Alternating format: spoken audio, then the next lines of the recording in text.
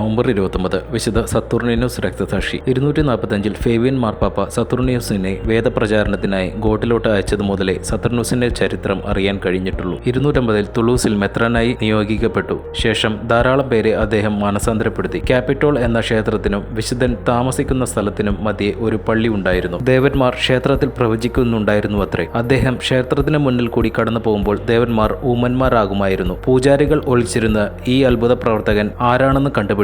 അദ്ദേഹത്തെ ക്ഷേത്രത്തിലേക്ക് വലിച്ചിഴച്ചു കൊണ്ടുവന്നു. ഒന്നുകിൽ അദ്ദേഹം ദേവന്മാർക്ക് ബലി ചെയ്യണം, അല്ലെങ്കിൽ അദ്ദേഹത്തെ ബലിയായി നൽകണം എന്ന പൂജാരികൾ. ഞാൻ ഏകദൈവത്തിൽ മാത്രമേ ആരാധിക്കൂ, അവിടുത്തെ ഞാൻ സ്തുതികൾ അർപ്പിക്കും. നിങ്ങളുടെ ദേവന്മാർ പിശാചുക്കളാണ്, അവർക്ക് നിങ്ങളുടെ കാളകളേക്കാൾ ആത്മാവിനെയാണ് ഇഷ്ടം. സത്തുർണിനോസ് മറുപടി പറഞ്ഞു. കുപിതരായ പൂജാരികൾ അദ്ദേഹത്തെ പലവിധത്തിൽ മർദ്ദിച്ചതിനു ശേഷം ഒരു കാളയുടെ കാലിൽ കെട്ടി കാളയെ ഓടിച്ചു. അദ്ദേഹത്തിന്റെ തല പൊട്ടി മരിച്ചു. വലേരിയൻ ചക്രവർത്തിയുടെ കാലത്ത് 257 ആയിരിക്കണം ഈ രക്തസാക്ഷിത്വം.